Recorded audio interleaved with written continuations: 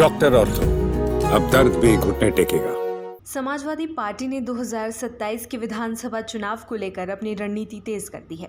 लखनऊ स्थित पार्टी मुख्यालय में कार्यकर्ताओं को संबोधित करते हुए सपा के राष्ट्रीय अध्यक्ष अखिलेश यादव ने बड़े चुनावी वादों के साथ राजनीतिक संदेश देने की कोशिश की।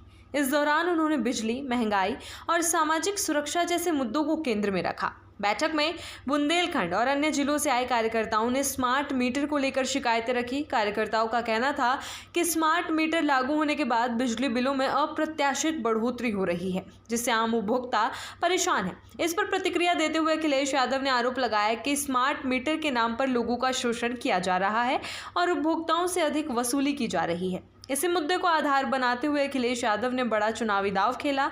उन्होंने ऐलान किया कि यदि 2027 में समाजवादी पार्टी की सरकार बनती है तो प्रदेश के लोगों को 300 यूनिट तक मुफ्त बिजली दी जाएगी। उनका कहना था कि बढ़ती महंगाई के दौर में ये कदम आम जनता को बड़ी राहत देगा और घरेलू खर्च को कम करने में मदद करेगा।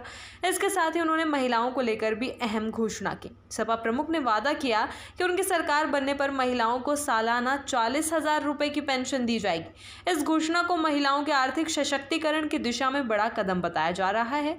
उन्होंने कहा कि इससे महिलाओं को आत्मनिर्भर बनने में मदद मिलेगी और परिवार की आर्थिक स्थिति भी मजबूत होगी। अखिलेश यादव ने बिजली व्यवस्था को लेकर गंभीर आरोप भी लगाए। उन्होंने दावा किया कि बिजली कंपनियों को एडवांस कमीशन देने की वजह से अब आम लोगों से ज़्यादा पैसा वसूला जा रहा है। उनके मुताबिक ये पूरी व्यवस्था उपभोक्ताओं के खिलाफ काम कर रही है और इससे जनता में भारी नाराजगी है। बैठक के दौरान सपा प्रमुख ने सिर्फ बिजली ही नहीं बल्कि प्रदेश की अन्य बुनियादी समस्याओं को भी उठाया।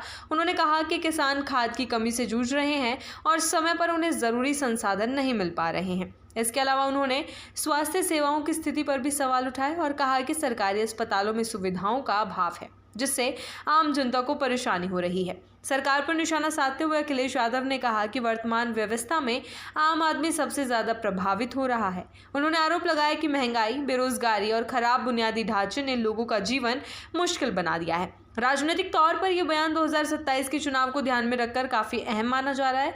मुफ्त बिजली और महिलाओं को आर्थिक सहायता जैसे वादे सीधे तौर पर बड़े वोट बैंक को साधने की रणनीति के रूप में देखे जा रहे हैं।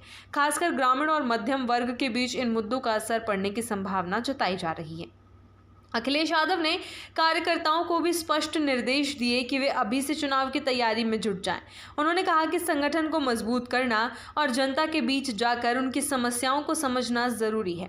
उन्होंने कार्यकर्ताओं से अपील की कि वे एकजुट होकर काम करें और समाजवादी विचारधारा को घर घर तक पहुंचाएं। इस बैठक के जरिए समाजवादी पार्टी ने यह संकेत दे दिया है कि वो आने वाले चुनाव में महंगाई, बिजली और सामाजिक कल्याण जैसे मुद्दों को प्रमुखता से उठाने वाली है। साथ ही पार्टी नेतृत्व ये भी सुनिश्चित करना चाहता है कि जमीनी स्तर पर संगठन सक्रिय रहे और जनता के साथ सीधा संवाद बना रहे। डॉक्टर ऑर्थो, अब दर्द भी घुटने टेकेगा।